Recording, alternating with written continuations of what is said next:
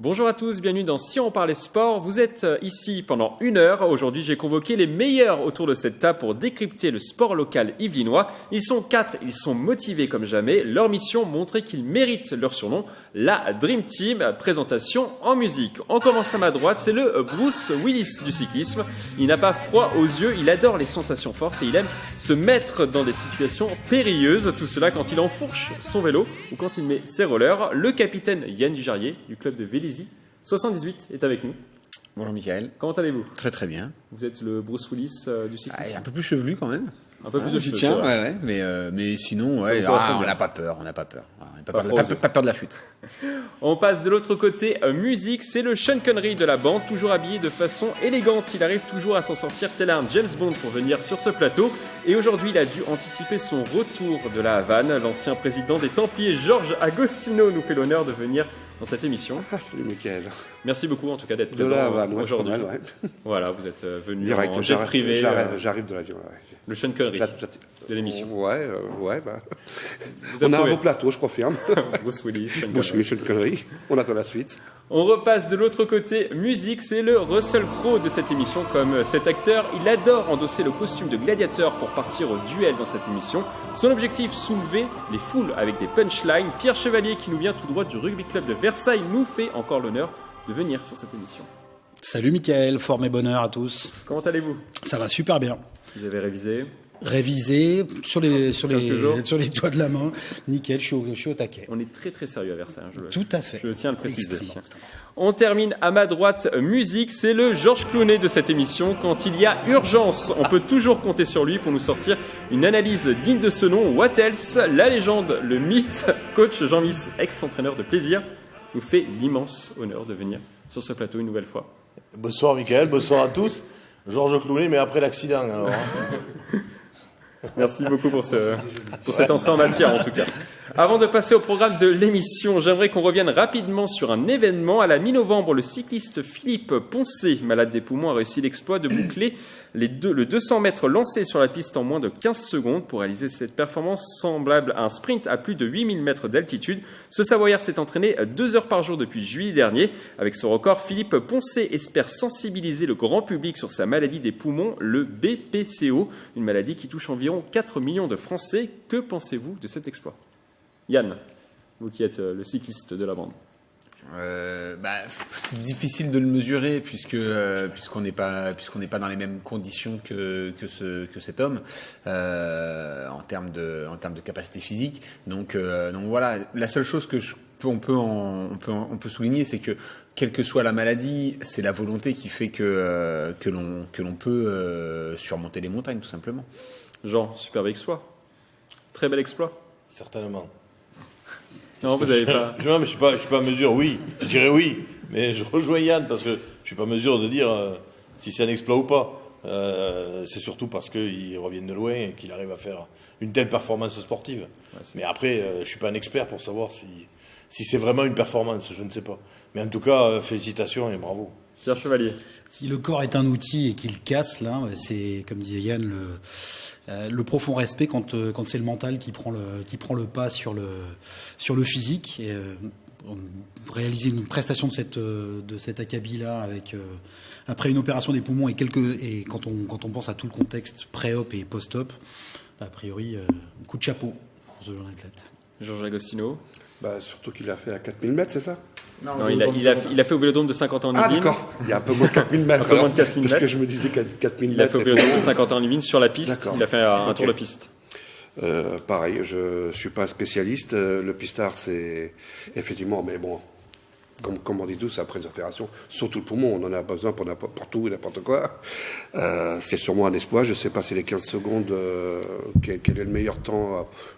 Le record du monde chez les valides, c'est moins de 10 secondes. Moins de 10 secondes. Donc voilà, ça reste une performance qui est assez honorable. Je dirais anecdotique parce que 15 secondes sur un 200, je trouve pas que ce soit parlant. Maintenant, et je trouve presque dommage qu'on l'ait peut-être limité à faire 200 mètres. Il aurait peut-être fallu lui proposer. Peut-être qu'il pouvait pas faire plus. Je connais pas les conditions, je connais pas assez la personne, mais voilà, je pense que un 200 mètres, c'est un effort qui est très violent. On peut vraiment se mettre On peut en appeler, par exemple. Presque. trop long, ouais, presque. Non, mais presque. Ouais. C'est vrai que quand moi. Non, c'est un départ lancé. Et c'est vrai que quand on se lance dans la pente, je pense que sur le 200 mètres, moi, je mets moins de 11 secondes. Je dois respirer 3 fois, peut-être. C'est vraiment très, très, très, très court. Donc, pour une personne comme ça, je pense que, peut-être lui faire une poursuite sur 3 km aurait peut-être été un peu plus parlant. Parce que là, c'est quand même une discipline qui est très, très spécifique. Et du coup, je trouve que chronométriquement parlant, c'est pas assez Frappant. Voilà, je trouve que ça marche pas assez, alors que Il y aura peut-être d'autres records, peut-être. je lui souhaite et en plus des disciplines qui sont beaucoup plus accessibles comme la poursuite. Je dis sur 3 km ça doit correspondre à sa catégorie d'âge.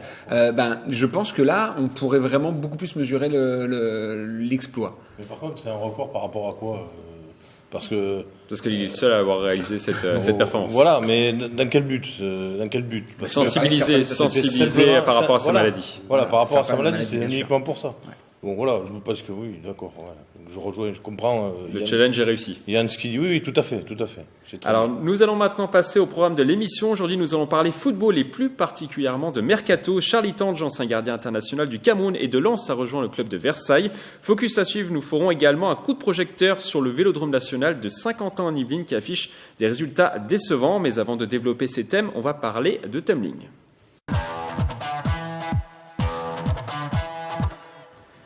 On commence donc par du tumbling, de la gymnastique acrobatique. Le club des Clés-sous-Bois abrite un champion du monde. Axel Duriez, 13 ans, a décroché mi-novembre la médaille d'or dans la catégorie des 13-14 ans à Saint-Pétersbourg en Russie. Une première pour ce jeune champion. Nous avons reçu Axel Duriez et son coach René Ebami sur notre émission le 7-8 Sport. On regarde cette séquence. Pas encore, mais je commence à redescendre petit à petit, à commencer à y croire. Voilà. Vous réalisez ? Pas encore totalement, mais petit à petit, ça commence à se réaliser, se dire dans ma tête, t'es champion du monde. Voilà. Vous réalisez vous aussi pour Axel ? Seulement Même pour maintenant, vous également qui êtes le coach. c'est vraiment récent. C'est vrai que ça fait 3 semaines. Et pendant 3 semaines, on est en effet sur un petit nuage. Et je pense qu'il y a qu'1 ou 2 jours que je réalise que vraiment c'est fait et que ce n'est pas un rêve et qu'on est vraiment champion du monde. Axel Duriez a également été reçu en mairie par le maire des Clés-sous-Bois ce samedi 1er décembre. Il a reçu à cette occasion une distinction de la ville. La question sur ce thème, est-ce que cette performance peut mettre en lumière ce sport ? Oui ou non ? Vous votez ? Non, oui. On fait un petit duel entre vous, Yann et Jean ? Yann, vous commencez ? Oui, alors moi je dis oui, puisque... pour vous, c'est oui. C'est un sport mineur, on est d'accord. Maintenant, en local, bien sûr que ça va le mettre en lumière. En plus, c'est un garçon qui a 13 ans, donc ça va savoir au niveau du collège et ça va donner l'envie à des personnes qui le connaissent au moins d'essayer cette discipline. Après, tout le monde ne performera pas. Il doit certainement avoir des qualités exceptionnelles pour pouvoir être champion du monde à cet âge. 13 ans. Donc c'est génial, mais maintenant oui, bien sûr qu'un champion du monde à cet âge va permettre de pouvoir parler de la discipline tout en restant en local, bien sûr. On est bien d'accord, et c'est la raison pour laquelle on en parle aujourd'hui d'ailleurs, et c'est la raison pour laquelle je mets le vert. Jean, est-ce qu'il vous a convaincu ou vous restez sur votre non ? Non, malheureusement, je dis bien malheureusement parce que on ne parle pas de la performance sportive, parce que la performance sportive est énorme. Un titre champion du monde, quelle discipline que ce soit, c'est une grande performance sportive. Mais malheureusement, Yann l'a souligné juste trop peu d'ailleurs, c'est malheureusement une discipline mineure. Et on voit même déjà, ne serait-ce que toute la gymnastique, avec tout ce qui peut se passer à la gymnastique. Et ça fait pas lever les foules et ça attire pas grand monde. Donc malheureusement, je ne pense pas que ça va créer des émulations. Je suis sûr que le nombre de licenciés sur ce club va augmenter. Mais peut-être sur le club, parce que proche comme ça, oui, mais bien sûr, en local. En local, parce que malheureusement, il y a 300 000 licenciés en gymnastique en France et 9 000 dans la gymnastique acrobatique, dont le tumbling. C'est-à-dire quelques milliers de personnes. Oui, mais même au niveau, on voit l'engouement quand même que procure la gymnastique en règle générale. Encore une fois, ça fait pas lever les foules, quoi, mis à part les aficionados, voilà, donc c'est tout. Malheureusement, je dis bien malheureusement, voilà. Pierre Chevalier. Malheureusement, Jean a raison et Yann aussi de dire que c'est une discipline mineure. Ça me fait penser à un autre sportif qui est 25 fois champion du monde. Antoine Albo, véliplanchiste, 25 fois champion du monde de sa discipline. La planche à voile, c'est sûrement un tout petit peu plus médiatique que le tumbling, mais et encore. Donc, à la question précise, est-ce qu'un titre de champion du monde peut mettre en avant un sport? On a la réponse avec la planche à voile. 25 titres. Le gonze, il fait pas plus connaître sa discipline. À chaque fois qu'il a un titre de plus, on en parle un tout petit peu, et puis après, le soufflet retombe. On a quand même le Français le plus titré dans une discipline, et son sport est pas tracté pour autant. C'est à croire qu'il est tout seul. Ouais. Donc il faut 26 titres de champion du monde, en fait. Il faut peut-être 26, mais peut-être 26, ça sera la bonne. Il a 13 ans, il a encore le temps. Jean-Jacques Agostino, c'est trop confidentiel comme sport? Moi, je dirais... on enlève la dizaine de sports, foot, rugby, vélo, etc. On en enlève 10, après tout le reste est confidentiel. On arrive à un moment donné, à partir de la 12e place... Même le football américain? Malheureusement, y compris le football américain. On en parle aux Jeux Olympiques, le tir à l'arc, le ping-pong, tout ça. Mais on est dans cette même logique. Si ce gamin-là, il obtient une médaille olympique, si ce sport devient olympique, on va en parler pendant 15 jours, très bien, il va être reçu à l'Élysée. Le sport, justement, était olympique en 1932. Il était olympique à Los Angeles, mais depuis, il ne figure plus aux Jeux. Voilà. C'est dommage, parce que c'est très spectaculaire. J'ai vu des images, c'est très spectaculaire. Après, malheureusement, comme je vous dis, à part les 7-8 sports majeurs en France, et dans le monde, je dirais, parce qu'on retrouve les mêmes sports un peu partout. Yann, il faut que ça soit olympique, forcément? Non. Même si c'était olympique, ça donnerait pas plus de visibilité. Je vais donner un peu plus quand même. Mais les frères Guénaud, qui avaient été personnes qui regardent. Oui, les d'accord, Jeux Olympiques. mais ça reste pour tous les sports. Ça reste sur une période de 15 jours. Mais Et donc du coup, le vélo de piste sans les Jeux Olympiques. Ah ben c'est mort. Mais bien sûr, c'est mort. Le cyclisme On sur piste sans les Jeux Olympiques, on en parle pendant 15 jours parce qu'il y a 36 médailles à distribuer. Bien sûr, c'est. On parle là. Martin Fourcade, par exemple. A réussi à populariser sa discipline.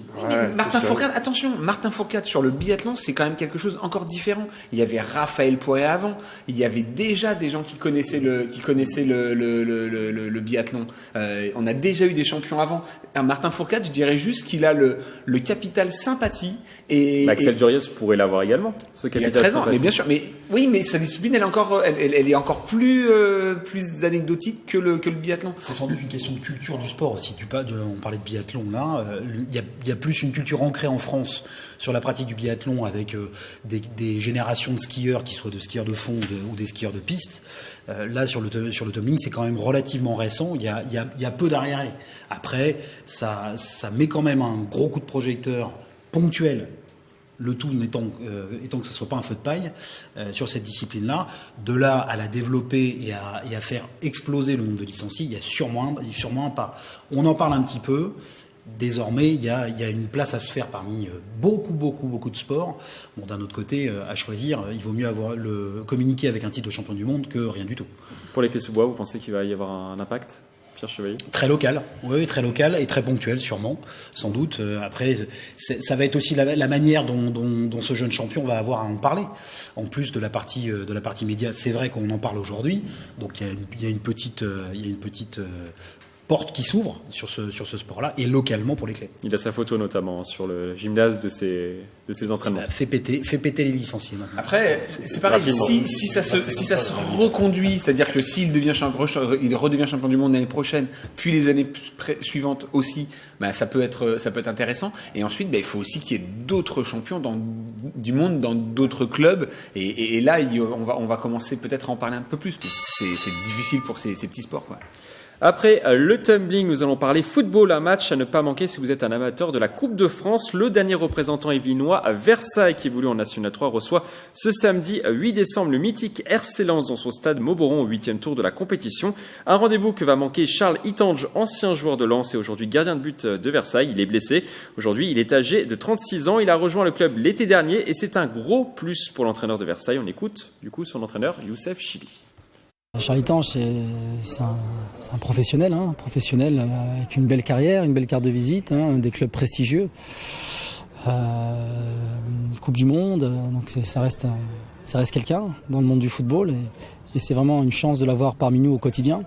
ce qu'il apporte par ses qualités de joueur, de footballeur, mais aussi par ses qualités humaines. Donc c'est un exemple à suivre pour tous nos joueurs et c'est un vrai plus. Charlie Tange est passé par Lens où il a évolué pendant 6 saisons. Il a joué comme gardien remplaçant à Liverpool pendant 4 ans avant de rejoindre la Grèce et notamment le PAOK Salonique. Et puis direction la Turquie avec un passage à Konyaspor. Il a également participé à des matchs de Coupe du Monde comme on peut le voir sur ces images. Une carrière très riche. La question sur ce thème, est-ce que c'est une surprise de l'avoir à Versailles, de le voir arriver à Versailles? Oui. On fait un petit duel entre Georges Agostino. Oui, également. Vous n'avez pas compris le concept, Yannick Charrier. Vous êtes là depuis la première émission, mais vous avez encore du mal. Oui, complètement. Georges Agostino, vous qui êtes un passionné de football, vous connaissez Charlie Tange? Oui. Son physique me dit quelque chose, effectivement. Mais je connais pas. C'est pas votre club de cœur, en tout cas. Non. Lens. Est-ce qu'il avait un lien avec Versailles déjà? Non, il était originaire de la région parisienne, en fait. Il est né à Bobigny, il a joué au Lila, au Red Star dans sa jeunesse. D'accord. Et après, il est parti à Lens. C'est un grand coup de projecteur et sûrement sur le terrain, il apporte. Parce qu'un gardien à 36 ans, on voit bien notre Gigi national, enfin national ailleurs. On voit bien qu'à 40 ans, voire plus, ils sont toujours là. Donc c'est un véritable plus pour Versailles, ça c'est évident. Alors qu'est-ce qu'il vient faire à Versailles à 36 ans, puisque sa carrière est encore loin d'être finie? Alors on a essayé de lui poser la question, il n'a pas voulu répondre pour l'instant. Voilà. Il a une chambre au château, je sais pas. Il se laisse le temps apparemment. D'accord. Il a tout. Enfin, il faut que le club en profite. Ça va peut-être pas durer des années et des années. Aussi bien médiatiquement, parce qu'un gars qui a fait la Coupe du Monde, qui a joué à Liverpool et autres, il y a un coup de projecteur à donner, même si Versailles, ils sont déjà assez renommés. Mais il faut qu'ils en profitent, oui, effectivement, l'expérience de ce gars-là. On l'a vu sur les images, il était avec Modric, le Ballon d'Or, notamment en 2014. Modric, le Ballon d'Or aujourd'hui. Charlie Tange est à Versailles. Il y a déjà rien. Ça aurait été un beau débat, ça. Oui, c'est vrai que ça peut être sympa de parler du Ballon d'Or. Maintenant, c'est pas. Les carrières vont très vite. C'est pas du tout le sujet. Non, super. Et moi, je pense surtout qu'il va apporter énormément en expérience aux joueurs lors des séances d'entraînement, lors des avant-matchs, pour donner des conseils, pour. Des séances de tir au but. Alors là, par contre, grosse confiance. Ouais. C'est-à-dire que moi, je préférerais l'avoir dans mon équipe que dans l'équipe adverse. Parce que, en effet, il va y avoir un poids psychologique sur les adversaires en se disant, on a un gardien de Ligue 1 en face. Moi, je me souviens il y a pas très, mais d'ailleurs, je crois qu'il joue encore, un ancien joueur de Monaco qui joue maintenant en CFA2, je crois, qui est Ludwig Julie, merci. Ludwig Julie qui joue aujourd'hui pour le plaisir. Et voilà. Et c'est vrai que son aura fait que ça se démultiplie sur tous les autres joueurs. Et ils ont même pas besoin d'être sur le terrain. Parfois, juste le fait d'être sur le banc de touche. Je vais parler de Cristiano Ronaldo lors d'une finale où il s'était blessé contre la France. Il avait beau être sur le banc de touche, il était toujours présent sur le terrain pour ses équipiers. Et donc là, de l'Euro, un mauvais souvenir aussi. Et donc là, moi je pense que pour Versailles et pour les joueurs de Versailles, c'est un très très gros plus, et j'espère que ça va durer longtemps. Pierre Chevalier. Sur la question surprise ou pas surprise, je suis partagé entre deux points. Le premier, on en parle souvent ici, c'est que les carrières dans certains sports sont assez courtes. Là, gardien de but, c'est un petit peu différent, mais une retraite active pour faire profiter les joueurs de son expérience, là, c'est pas une surprise de le retrouver à plus faible niveau. L'autre point qui me tarabuste un peu, c'est effectivement une surprise puisque Versailles n'est pas forcément ni au niveau sportif ni médiatique des autres clubs qu'il a pu fréquenter. À côté de ça, maintenant, je pense que c'est une chance que doit prendre la ville de Versailles et l'équipe de foot de Versailles comme elle vient, c'est-à-dire vraiment comme une source d'expérience. On parlait de séances de tir au but. Je pense que là, dans le sport amateur, on en parle souvent ici, ça se termine, dans le foot amateur, ça se termine souvent au tir au but. Là, une expérience comme celle de Charlie Tange, à la fois pour ses coéquipiers, pour tirer les tirs au but, et puis lui, quand il occupe la cage, et pour les arrêter, et pour mettre la pression sur les tireurs adverses, ça c'est du bonus. Donc je pense qu'on peut en parler encore un petit peu souvent ici, si jamais il est amené à rester quelques saisons de plus. Jean, on vous a pas entendu sur la question. Non, je pense que là, mes confrères ont fait le tour. Moi, je rajouterais juste simplement, parce que 36 ans, pour un gardien de but, c'est pas vieux. On voit Buffon. Après, c'est quand même une fin de carrière. Oui, mais enfin, on voit Buffon quand même qui est arrivé au PSG, qui a plus de 40 ans, 41, je crois qu'il a, Buffon. Qui est un cas exceptionnel. C'est un cas exceptionnel, certes, mais. Non, Fabien Barthez a été longtemps encore. Non, je pense que c'est le poste. 43, 44 ans. Vous permettez, messieurs, je vous ai laissé parler. Et je pense quand même que c'est un poste où on peut durer un peu plus que sur le champ. Moi, je pense quand même surtout, c'est qu'il n'a pas eu d'autres propositions plus intéressantes. Vous pensez que c'est un petit peu un choix par défaut? Honnêtement, sportivement, je vois pas. Pierre l'a dit. Je vois pas ce qu'il va faire à Versailles, quoi. Après, c'est une équipe qui Versailles, est mis à part supposée s'il a un jouer les château, premiers quoi. rôles en National 2 dans les années à venir. National 2. Ouais, il fait National 2, mais enfin, entre le haut de tableau du football français et international, puisqu'il était à Liverpool, et la National 3 à Versailles, Je me mets à sa place, hein. c'est un gouffre qu'il a fait. S'il a assuré ses arrières financiers pour Oui, aller. mais je pense qu'aujourd'hui, s'il est première arrivé à chose, Versailles. et donc se dire, moi, j'ai plus envie de m'emmerder, tout simplement. Non, mais et tout donc, simplement, du coup, mais je pense qu'il n'a pas eu non plus. Je pense qu'il n'a pas non plus d'autres propositions. Il y a peut-être un projet sympa. Il y a peut-être un projet sympa et puis les gens. Sympa. Non, mais moi, sympa d'un joueur de haut niveau. Tu pars pas alors que tu es professionnel à haut niveau. Tu vas pas dans un club, excusez-moi, pour un projet sympa, quoi. Sinon, on se taperait tous sur le ventre. C'est vrai qu'il lui reste encore quelques années. Voilà. Non, je pense que il a, pour ça peut-être qu'il prend du temps pour réfléchir lorsqu'on lui pose la réponse, pose la question, pardon.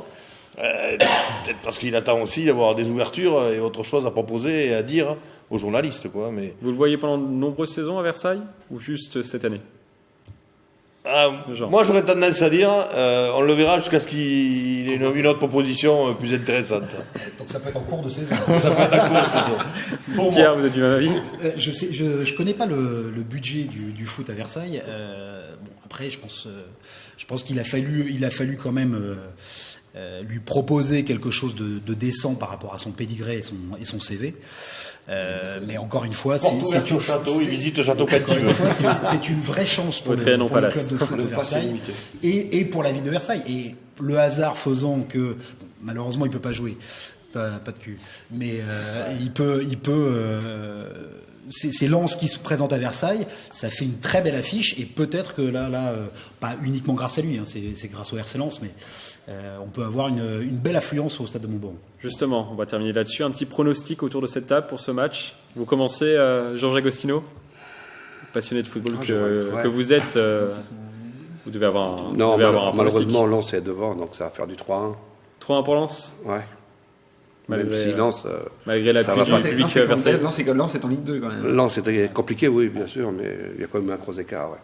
3-1. On va sortir les vidéos après. Jean, Ouais. 2-0 pour Lens. Pierre, Pareil, J'allais on va dire dire la même chose. Pareil, 2-0. 2-0 Lens. et pour vous, Yann. Enfin, 0-2. Il faut surtout Une victoire pas de que Versailles?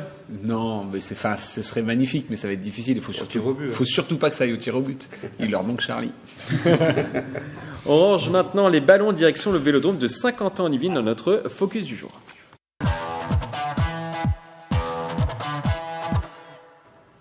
Ça va mal pour le Vélodrome national de Saint-Quentin-en-Yvelines. Le rapport d'activité de Vélopolis, exploitant du Vélodrome national sur l'année 2017, a été dévoilé. La structure a accueilli seulement 35 000 personnes sur des activités à titre commercial comme des séminaires, des baptêmes sur piste ou encore des projets événementiels. Les activités liées à la présence des équipes de France de cyclisme ont quant à elles généré 6060 visiteurs. Pas suffisant pour être bénéficiaire, la structure affiche un résultat d'exploitation en déficit de 653 000 €. On écoute le président de Saint-Quentin-en-Yvelines, Jean-Michel Fourous. Bien sûr qu'il faut donner, il faut demander plus. C'est pour ça qu'on a changé d'ailleurs l'opérateur, puisqu'on prend l'UCPA maintenant à partir du 1er janvier 2018. Bien sûr que c'est un opérateur beaucoup plus actif dans les événements sportifs, dans le réseau. Donc voilà, on a pris quelqu'un qui a quand même une notoriété plus forte que donc notre autre opérateur pour augmenter la rentabilité, bien sûr, de ce vélodrome. Comme on l'a entendu dans l'interview, pour booster la fréquentation du site, l'UCPA, l'Union nationale des centres sportifs de plein air, qui gère déjà des piscines, des centres équestres et des patinoires, va remplacer Vélopolis. Voilà. Vous connaissez l'UCPA? Oui, bien Pas du sûr. tout. Alors l'UCPA, moi je suis allé au ski avec l'UCPA et j'adore. hein. Vous connaissez Oui, je connais le CPA, il gère la fosse de plongée sous-marine à Villeneuve-la-Garenne. Il gère du golf aussi. Il gère pas mal il gère du d'activités, golf plein aussi, d'activités. Non, mais plutôt positif. L'équitation, Non, moi je pensais. non, le parc de Chantereine. non, ils sont pas du tout dans l'événementiel, ils sont pas du tout là pour remplir 7, 8, 9, 10 000 places. Non, moi je ne le vois C'est- pas là-dedans. C'est de la gestion, mais c'est de la des- gestion voilà, de... c'est uniquement des gestionnaires de C'est de la gestion. surface aquatique ou autre, mais Ouais. c'est des gestionnaires. Ils reçoivent des familles très bien à la montagne ou à la plage et tout, mais bon, c'est pas du tout. Vélopolis, ils étaient compliqués. J'ai essayé de travailler avec eux, ils étaient très compliqués. Et ils demandaient beaucoup d'argent pour la location du vélodrome. Bah, il faut le remplir de toute façon, vu qu'il est déficitaire. Nous, on avait un projet, si on revient juste une petite parenthèse, on faisait jouer un match de football américain, des Américains contre une sélection d'Elancourt, et on avait section d'assaut derrière. Le groupe section d'assaut, donc c'était quelque chose, même si les gens venaient pour nous, ça nous faisait de la pub, on le remplissait le truc. Et c'était quand même 20 000 euros par jour sur 2 jours. Comme on a dit qu'on n'a pas les moyens, ils nous prenaient la totalité des recettes, donc... C'est compliqué. C'est compliqué, ouais. Mais il faut l'événement, il faut... Donc ça sera peut-être mieux avec l'UCPA, peut-être. Non, mais aujourd'hui, je crois pas du tout. le problème, le gros problème, c'est bien sympa d'avoir mis l'UCPA, mais il n'apporte aucune différence sur la structure qui était existante avec Vélopolis. C'est-à-dire qu'aujourd'hui, quand vous voulez rentrer en contact avec l'UCPA, vous rencontrerez les mêmes personnes que celles que vous avez vues avant. Là, il y a une seule nouvelle personne, c'est le directeur qui a changé, donc maintenant c'est une personne qui est de l'UCPA. Mais le reste, l'équipe qui est en place et l'équipe qui était existante avant. Nous, en termes d'abonnés, pour pouvoir accéder au Vélodrome, on commençait à rencontrer des problèmes pour avoir des coachs sur les créneaux. Je pensais que l'UCPA, avec ses ressources humaines, arriverait à faire former des personnes qui ont déjà des brevets et qui auraient juste eu besoin d'avoir un peu plus d'expérience sur la piste, eh bien même ça, ils ne sont pas capables. Aujourd'hui, les solutions pour les créneaux ont été trouvées, mais ont été résolues par l'ancienne équipe qui était déjà en place avant. Donc pour moi, aujourd'hui, l'UCPA n'apporte rien du tout. Je ne sais pas ce qu'ils sont venus faire ici. J'ai eu une réunion il y a Ils sont censés attirer plus de monde. J'ai eu une réunion après la rentrée. En tout cas. Après la rentrée avec le nouveau directeur, j'étais assez surpris par les réponses qu'il pouvait nous apporter, parce qu'en effet, il y avait l'impression qu'il n'y avait pas de projet. Et puis Il vient peut-être d'arriver, peut-être. Il faut leur laisser du temps. Ouais, bien sûr, mais le problème, c'est que le Vélodrome, ça fait maintenant 4-5 ans qu'il existe. Moi, je suis à mon 4e directeur, j'en suis au 4e directeur, et le dernier qui était en place, Hugues Jarreau, la seule façon qu'il a eu d'assainir les comptes, c'est de réduire la masse salariale de Vélopolis. Aujourd'hui, avec la structure, ils ont rajouté un millefeuille dans l'organigramme. Non, ça me paraît très très très très très compliqué, et je vois mal comment je vois mal il faut l'ouvrir. Je vois l'avenir très très mal. La salle. La question c'est ça, c'est est-ce qu'on parle d'attirer des spectateurs pour le cyclisme ou des spectateurs en général? On en a souvent parlé sur ce plateau. Il y a eu, généralité. Il y a eu plein d'événements organisés au Vélodrome, comme il y avait de la motocross, il y avait eu des matchs de handball féminin, et qui avaient a priori plutôt bien marché et attiré un petit peu les foules. Pour les matchs d'ici Paris, qui est maintenant devenu le Paris 92, il y avait environ entre 4000 et 5000 personnes. Alors, c'est dans la moyenne. Là, c'était un total que vous donniez au départ là, sur les 6000. Le total, c'est exactement 35 000 personnes sur une année, l'année 2017. En termes des séminaires, des événements commerciaux, comme par exemple, on voit à l'écran, les championnats de judo, tout ça n'entre pas en ligne de compte pour le Vélodrome de 50 ans limite dans ce qui est activité cyclisme, forcément. Par contre, il y a 6060 visiteurs pour les activités cyclistes. Voilà, donc c'est la capacité à développer ce chiffre-là qui est sur l'essence même du Vélodrome. L'UCPA est un spécialiste de gestion de centres multisports. Ils donnent dans beaucoup de sports beaucoup d'activités. Ils vont peut-être pouvoir apporter des pratiquants, peut-être pratiquants sur des stages, sur des opérations particulières, en plus de l'activité professionnelle. Après le reste, apporter des spectateurs, c'est un projet de beaucoup plus grande ampleur. Il y a quand même quelques activités dans le centre-piste, notamment du badminton. Il faut en rajouter. Hein. Ah, mais il y a eu de la boxe à une époque, et en effet, il y avait... La boxe, 3000 personnes pour il y la avait boxe. énormément de monde sur la boxe. Il faut cibler C'était les sur activités. le Mais festival. ils ont, au tout début, ils avaient énormément fait C'était quelque en chose... novembre de l'année dernière. Énormément d'habitations. Hein. Non, Beaucoup d'invitations, je parle pas. Non, alors moi je parle pas de l'activité. Je parle pas d'événements boxe. Je parle d'une activité boxe, c'est-à-dire qu'il y avait un club de boxe qui venait faire un entraînement sur le centre. C'était pas du tout dérangeant. Et en effet, ils étaient relativement nombreux. L'infrastructure est mesurée pour que deux gars s'entraînent sur un ring. Mais le problème, il est général. On voit bien le Stade de France, Gerland, tout ça. À Marseille, ils misent tous ils misent pas que sur le foot. Et pourtant, le foot, ça attire. Mais pour que ça soit viable, leur projet soit viable, ils ont des événements, des chanteurs, il faut ouvrir ce truc-là. Enfin, à part un truc de hip-hop ou je sais plus quoi qu'il y a eu à l'époque. C'est ça, un événement de Il y a rien eu, techno, en événement de techno qui a ramené, Voilà. c'est la plus belle affiche finalement pour le Vélodrome, ça a attiré 5000 personnes. Plus de 5000 personnes même. Vous nous mettez un petit groupe de... il est pris, ouais. On met un petit groupe de jeunes, je suis sûr qu'ils le remplissent allègrement, et 2, 3, 4, 5 fois par an. La question sur ce thème, faut-il être inquiet pour le Vélodrome de 50 ans en Yvelines? Oui ou non? Pour nos impôts, oui. Faut-il attaquer ça veut dire oui, ça? Non, tout Vous êtes simplement. partagés, tous Non, moi je dis non, non tout simplement pour une seule et bonne raison, c'est que Paris a les Jeux Olympiques en 2024, donc de toute façon, jusque-là, il y aura de l'exploitation, et en effet, par contre, ce sera le contribuable qui paiera, et puis c'est tout. De toute façon, tout a été foutu en dépit du bon sens, c'est une catastrophe. Juste le site internet pour pouvoir faire les réservations, il y a 3 prestataires pour s'occuper du site internet. Ils sont incapables de pouvoir faire une modification. Maintenant qu'il n'y a plus un rond, c'est trop compliqué pour pouvoir le refaire. Enfin voilà, tout est. Moi, j'ai des réunions plusieurs fois par an avec eux, et c'est très très très compliqué. Tout est toujours trop compliqué. Vous pensez qu'un jour, peut-être, le Vélodrome pourrait fermer? Le Vélodrome de 51, bien sûr.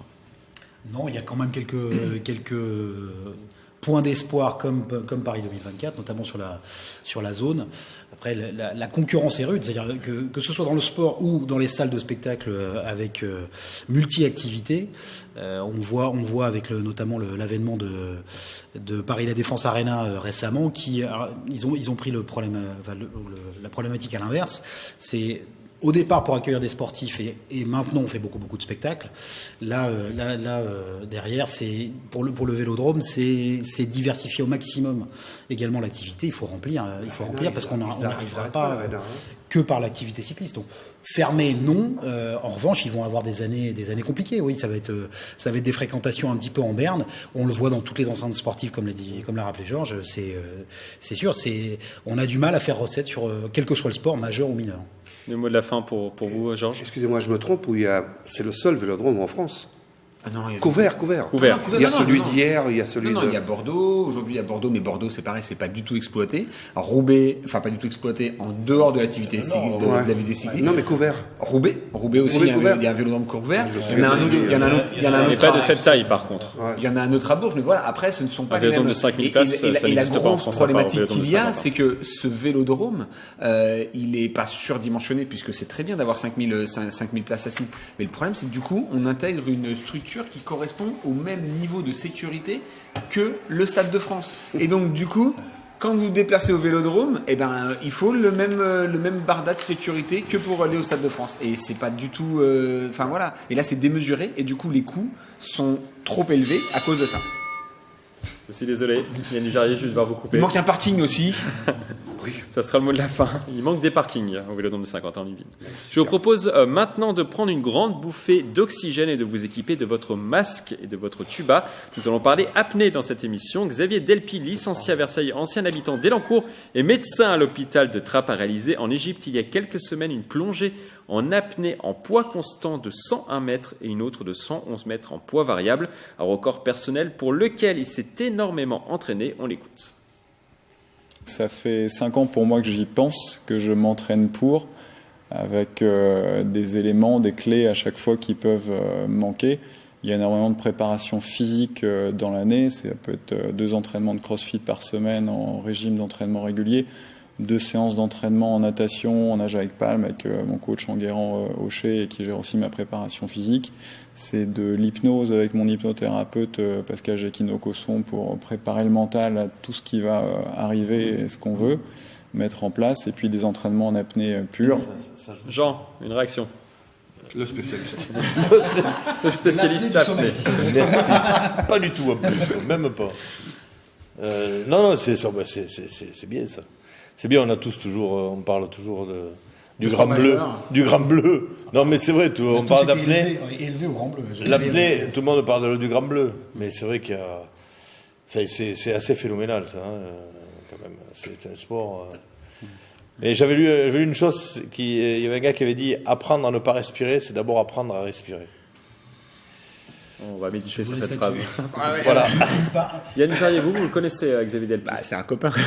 C'est un copain, on se Vous connaît. n'allez pas dire du mal sur lui. Non, pas du tout. On se connaît depuis plus d'une dizaine d'années. On faisait du roller ensemble il y a quelques années sur les Coupes de France. On a fait Vous n'avez pas suivi sur les compétitions d'apnée? Mais il ne m'a pas suivi non plus sur le vélo. Donc voilà, non. On se téléphone très régulièrement, on se voit aussi assez régulièrement. Et en effet, il m'invite à venir faire un petit tour pour un petit peu découvrir ce milieu, et qui permet aussi d'en connaître plus sur soi.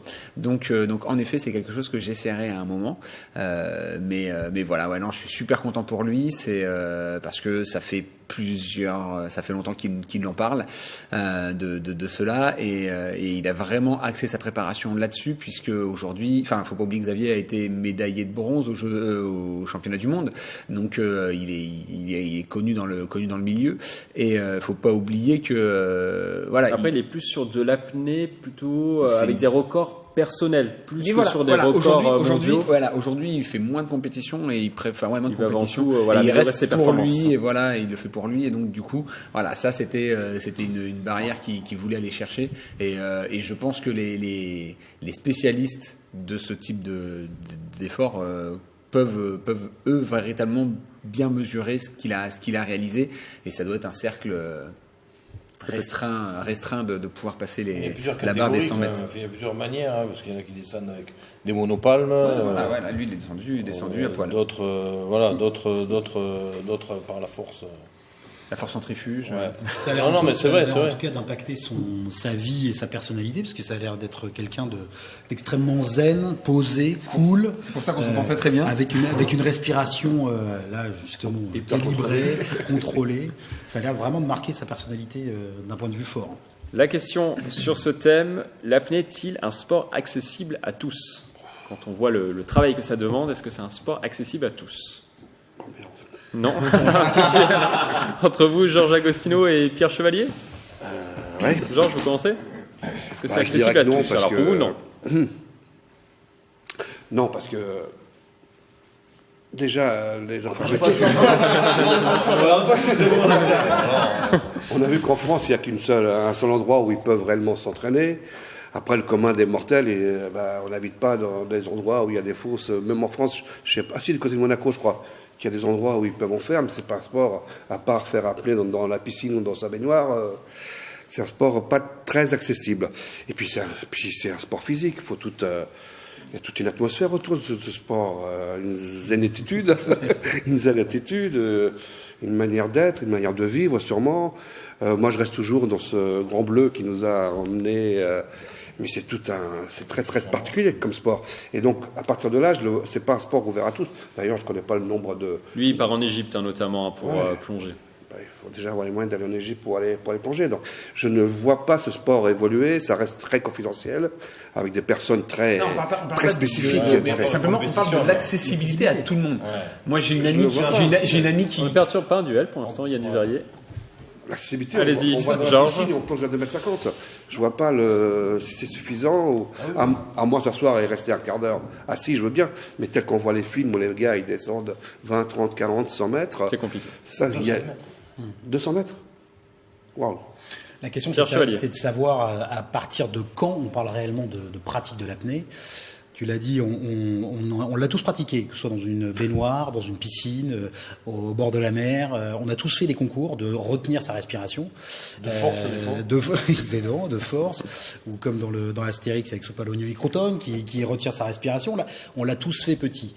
On est autour de cette table, je pense, tous marqués par le Grand Bleu et par le message qu'il véhiculait. Je pense qu'il n'y a pas besoin de réelle capacité physique pour retenir sa respiration au-delà de la respiration naturelle. Donc c'est accessible, oui, parce qu'il n'y a pas besoin de grosses capacités. Il faut évidemment, pour se distinguer, après une grosse forme d'entraînement, mais tout un chacun, n'importe quel physique, n'importe quelle physionomie, morphologie peut pratiquer l'apnée, peut-être jusqu'à 10 mètres. Après, il y a aussi à travailler tout ce qui est vie en profondeur, et les oreilles, les paliers et la respiration, mais je pense que c'est accessible à tous. Yann Dujarrier, c'est à vous. Merci. Donc moi j'ai une amie qui nage à Mauboron de temps en temps, et un jour elle m'a dit À Versailles. À Versailles, ouais, la piscine de Mauboron, excusez-moi. Je précise. D'accord, ok. 78. Dans 78, ouais. Une diffusion en Ile-de-France. Ok, on est d'accord. Et donc, elle m'a dit qu'elle a vu arriver une séance d'entraînement pour les apnéistes, et que d'un seul coup, l'ambiance dans la piscine, et voilà, et elle s'est dit, il y a un truc bizarre là, ça a vraiment tout est devenu très très zen. Une ambiance faire des bombes. Donc c'est ce que je dis, c'est pour cette raison que je dis que c'est accessible à tout le monde. Et ensuite, voilà, moi Xavier le connaissant, il m'a dit viens parce que très rapidement tu pourrais passer le cap des 3-4 minutes. Et donc oui, moi aujourd'hui quand je le fais tout seul dans ma baignoire ou à la non, je dépasse entre 1 minute et 1 minute 30. Ouais. Mais voilà, il m'a dit très très rapidement tu pourrais atteindre 3-4 minutes, et je pense que c'est quelque chose qui doit être super agréable à vivre. Donc je pense que tout le monde peut essayer, et si quels que soient les moyens que l'on a, on va peut-être passer de 20 secondes à 1 minute, mais on va chacun pouvoir dépasser, et avec des petites techniques qui sont faciles à acquérir. Et puis ensuite, pourquoi est-ce que tout le monde peut aussi y accéder, c'est que il suffit d'un maillot de bain pour aller faire de l'apnée. Hein. Donc moi je parle surtout de ces descentes. Se dire je vais pouvoir, si je tiens 3-4 minutes, alors en apnée statique, peut-être que faire des longueurs, je pourrais peut-être enchaîner 2-3 longueurs, et ça ce serait pareil. C'est quelque chose qui, quand on est jeune, au début on est content de pouvoir faire une largeur. Et c'est vrai que c'est de se dire purée, j'ai réussi quand même à dépasser mes capacités. Donc voilà, moi je pense que c'est ça qui est sympa, parce que on peut le faire, et on peut le faire pour progresser et se sentir progresser tout seul. Jean-Miss, vous êtes en apnée depuis environ 2-3 minutes. Pendant que je suis en train de essayer de battre un record personnel. Il a du coffre. Ouais. On peut tenir 1h30. Ah oui, non, mais là on peut tenir longtemps. Ouais. Ils tiennent longtemps d'ailleurs. Une dernière réaction juste avant qu'on passe au sujet suivant. Il y a l'équipe de rugby du Racing l'an dernier qui a fait une séance d'apnée avec un professionnel. Ça s'est bien passé. Pour justement travailler la respiration et et parce que ça servait aussi au rugby, donc ça sert à beaucoup de sports. Et au mental notamment. Oui. On va continuer à parler de mer et d'océan dans notre page coup de projecteur.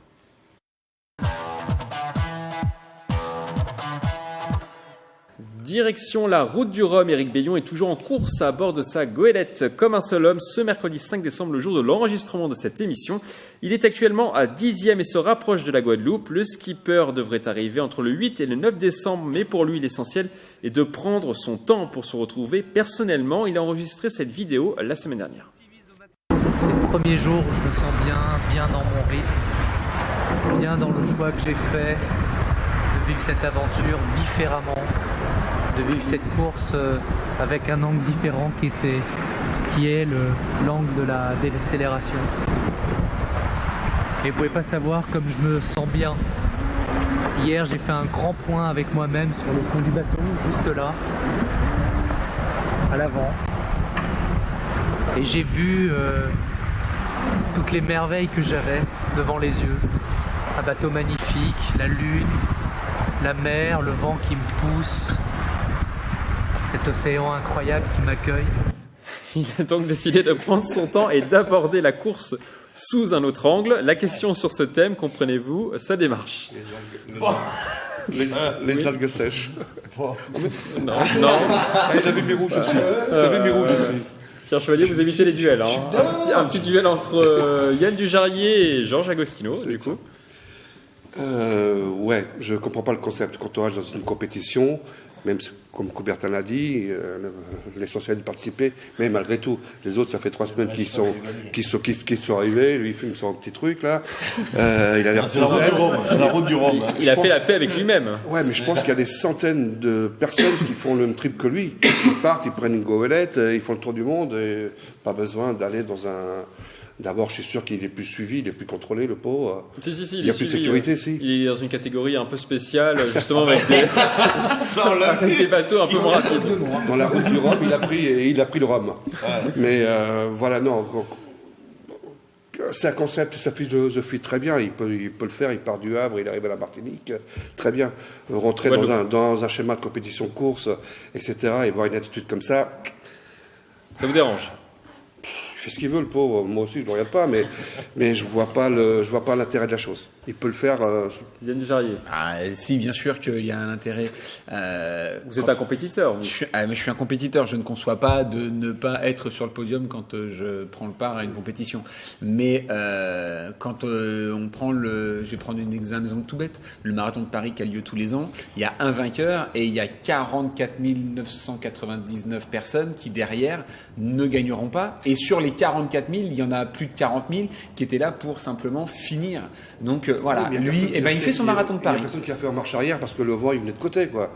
Les mecs qui donnent le maximum, mais ils sont derniers. Il fait son marathon de Paris, il fait son Ironman, il le fait et voilà, pour lui l'objectif c'est d'être à l'arrivée, c'est de pas de casser le matériel, c'est de prendre son temps, de pouvoir méditer avec les dauphins et avec les poissons volants. Et ben voilà, c'est une autre approche de philosophie. C'est un autre angle. C'est une autre philosophie. Voilà. J'y ai goûté pendant. Ce type de philosophie. Les algues sèches. À ce type de philosophie, j'y ai goûté et le problème c'est que ça m'a tenu 3 mois. Quand j'ai commencé le roller, au début, j'avais dit c'est fini, plus de compétition comme le vélo. Et puis vous avez pris un bateau. Voilà. Non, j'ai commencé avec l'objectif de me dire je veux faire une 45 au marathon et au final mes meilleurs chronos sont entre 1,5 et 1,10 et voilà, il n'y a pas de je pense qu'on a marathon roller. Pardon. Et on n'a pas le même on n'est pas juste connecté de la même manière et donc lui il vit son truc et Pierre Chevalier. Je crois que c'est sur la philosophie, c'est contre le tout trop vite. Ça c'est pour ça qu'il court cette course, c'est pour prendre le temps, contrairement à la société qui ne fait qu'accélérer. Ça on peut le comprendre. Après je pense qu'il ennuie personne sur sa goélette à finir la route du Rhum. Il a peut-être pris la place d'autres. Peut-être, mais en tout cas, c'est louable, même si c'est pas forcément le théâtre qu'il faut pour exprimer ce type de philosophie, mais en tout cas, ça nous en fait. Il a quand même fait le Vendée Globe, la dernière édition du Vendée Globe, donc il avait terminé d'ailleurs cette édition du Vendée Globe, donc il est capable d'être performant. Qui s'y connaît, c'est un bon marin. Voilà. Comment le Vendée Globe, il a mis 3 ans et demi. Il est terminé un peu plus loin que les autres, certes. Non, mais c'est un message qui peut être audible. Il est 10e dans sa catégorie, c'est pas non plus ridicule dans sa catégorie de 10e, donc ça veut dire qu'il y en a qui sont encore derrière lui et qui eux étaient pas partis en se disant je vais le faire tranquille quoi. Oui, il m'a jamais dit. Non, dans la catégorie. Ouais, mais ils sont pas certains au départ. Mais qu'est-ce que vous en pensez? Vous n'avez pas trop entendu sur Eric Beignon. J'écoute Yann. Pourtant spécialiste, et moi non. Non, mais c'est bien, il a dû se cogner plusieurs fois quand même dans le bateau là. Ouais, il y a une tempête en début de course. Hein. Ah ouais, mais là, à mon avis, il a pris le mât plusieurs fois, à mon avis. Là. Parce que là, il est quand même bien. Il est pas trop réveillé quand même, le garçon là. Bon, il est temps qu'il arrive quand même, entre le 8 et le 9. Ouais, il devrait arriver ce week-end. Ouais, faut pas trop le laisser plus longtemps parce que sinon il va pas revenir. Hein. Bon, il y a d'ailleurs un film qui va sortir en février. Il a le temps. Sur lui et son aventure lors du dernier Vendée Globe, justement, 2016. Ah ouais. Une réaction par rapport à ça Ah ouais, c'est parfait. Non, mais lui, j'aimerais bien le voir interviewer quand il va mettre les pieds sur la terre. Ça va tomber. Ouais. C'est Xavier qui va l'interviewer, ça va être très zen. Il est bon. On passe maintenant à notre dernière page, la rubrique débat.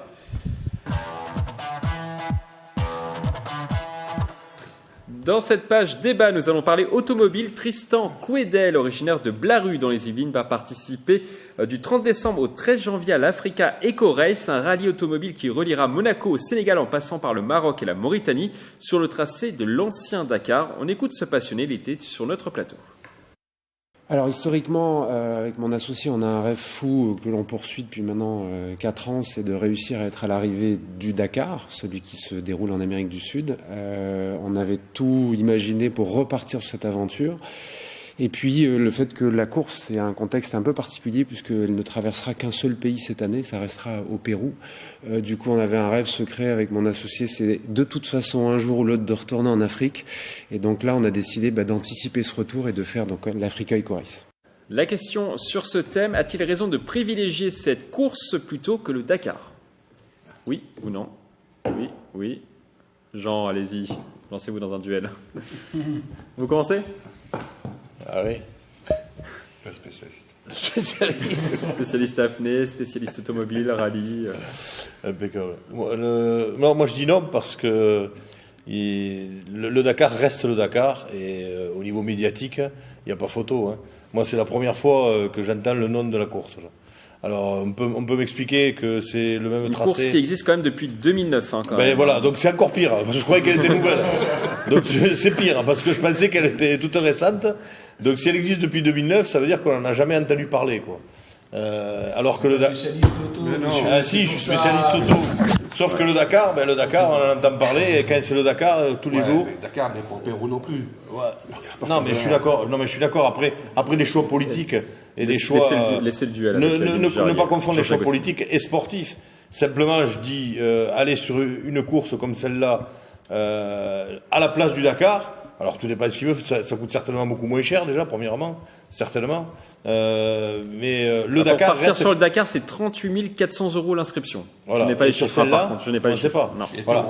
Voilà. Donc, voilà. Faut y envoyer Loïc Bellon, là. Eric Bellion. Eric Bellion.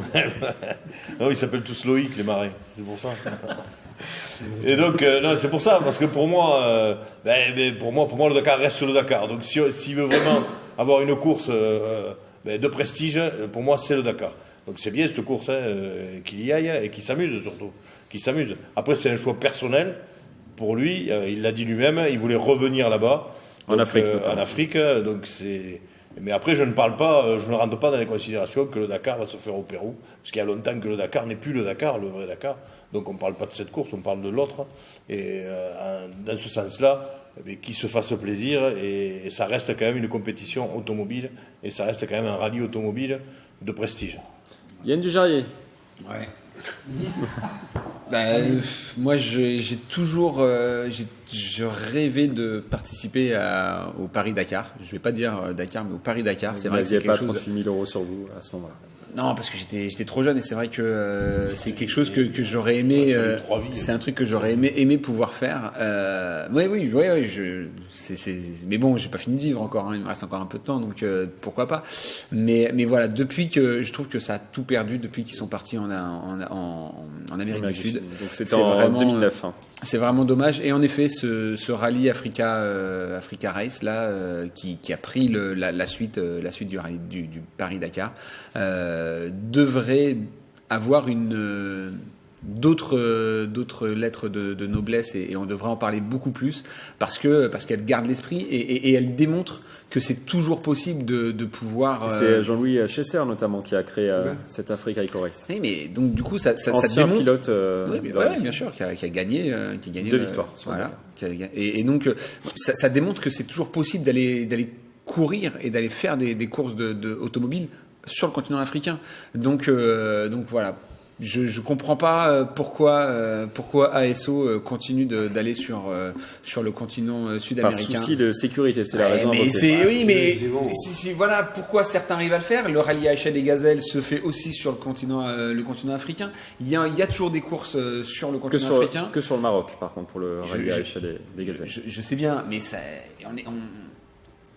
le rallye Dakar a été jusqu'en Égypte, le rallye Dakar a été jusqu'en Afrique du Sud. Donc voilà, c'est quelque chose qui est possible. Oui, bien sûr que par son aura et par sa médiatisation, il faisait aussi appel. Enfin, les terroristes voulaient parfois intervenir et bloquer la course, ça arrivait. Il y a eu des soucis, mais aujourd'hui, voilà, avec un peu moins de médiatisation, il y a des courses qui arrivent à vivre sur le continent africain. Je trouve que c'est quand même dommage pour ces pays de ne plus recevoir le rallye le Paris-Dakar.